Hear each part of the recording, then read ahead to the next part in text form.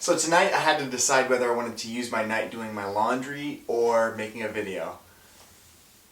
So I made the logical decision and of doing my laundry while making a video.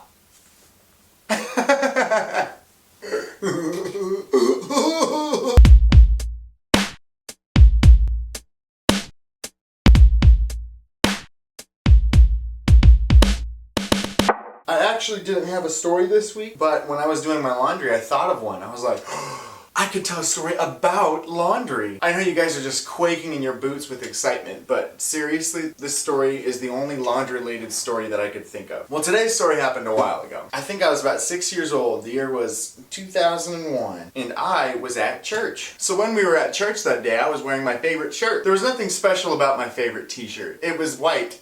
Like this. It was just a white generic undershirt that you would put under your Sunday clothes, but I love my white shirt. It's my favorite shirt. When I was a kid, I was pretty spastic. You might not know that about me, but whatever. I was so bad that my parents would like lock me outside. No, that's not true. They wouldn't lock me. My parents would kick me outside and make me work in the garden for like hours at a time because that was like the only thing they could do to keep me quiet and not breaking anything in the house. Anyway, I was crazy. I was a crazy, crazy kid. I was running around all the time, and sometimes I could not have given you a reason why I was running around. I just was running to run. I was running. I was running. So one day after church, I was running around. My parents had called me multiple times. Zach, it's time to go. 1 minute, Mom. I'm way too busy running. They kept calling and calling and calling, and I was running through this dark church because it was way after church had actually ended and people were leaving, and my parents wanted to leave because they wanted to go home and make me garden for them. So I ignore them. I just keep running away in the darkness in this large auditorium. So after church, we would all stack up the chairs and the tables against the wall just to kind of clean it up and make it clean. I don't know where I was going with that.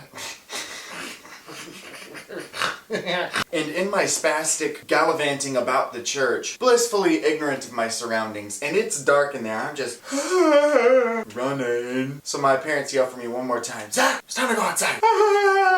And then I see my mom peek around the corner like this, hey, come on, let's go. And she kind of surprised me. I was not expecting her to actually peek her head in the room that I was in for whatever reason. I don't know why, maybe because she wanted to go. So I peeked my head around like, oh, she caught me, while I was still running. I said, Mom, just a minute, I'm almost done running. And as soon as I looked forward, I just see tables all stacked up right there. Just my momentum was already carrying me right towards it. And so all I could do is just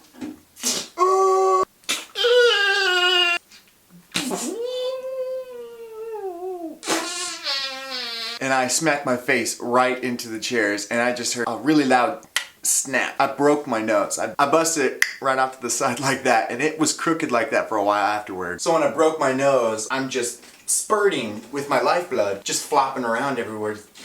It's like a sprinkler on my face. My blood got all over my favorite white shirt. So my mom takes me to the hospital. We weren't aware at the time that there's nothing you can do with a broken nose except for just wait for it to be not broken. And I was just a crying mess. I was sniffing more than an allergic person at an allergy fair. I just had just the reddest eyes, and my face was purple with pain. Just purple with pain. I'm a blubbering mess. There wasn't a single word that came out of my mouth that you could understand. I mean, it was just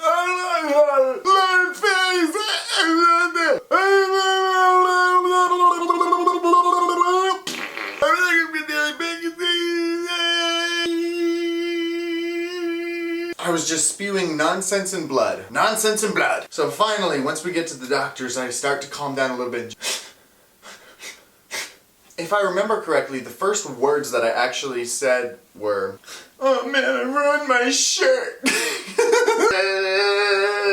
I do remember my mom laughing when I said that. She like had this laugh like, we can get you like a bunch more white shirts. But yeah, I was really upset about my shirt. And I mean, not the fact that part of my face had just snapped and now there's irreparable damage. I mentioned that my nose stayed crooked for a long time. It did. It was like maybe this crooked for probably 2 years, because 2 years later I broke my nose again this way. And now it's just crooked secretly. You can tell it's crooked, I know. But that's why it's crooked. That's what happened. It's because I ruined my favorite shirt. I think my favorite thing about that story is that it didn't teach me anything about being wary in the dark. I've got like so many stories about me just not being careful and just really hurting myself. So basically, I didn't learn anything from the experience. I still run around like a spaz. I want to see if I can fold and play piano at the same time. Play your laundry and do your piano. Playing my laundry and doing my piano, which is the backwards way to say it.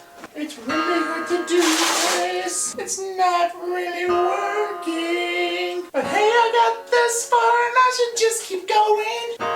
If I don't stop, maybe this will be an actual song one day. Hopefully later when I'm not doing laundry and I can put effort into writing words. And I'm not folding laundry. My voice is doing this thing where it's raspy. And it's kind of weirding me out. Cause normally my voice isn't raspy. At least it doesn't sound like it to me. Oh! I'm doing laundry and I'm telling stories. And playing the piano on the tiny speaker. Because I unplugged the other speaker. Because it was plugged into the AC unit and that sound in the background made the video quality suck. But hey, I tried.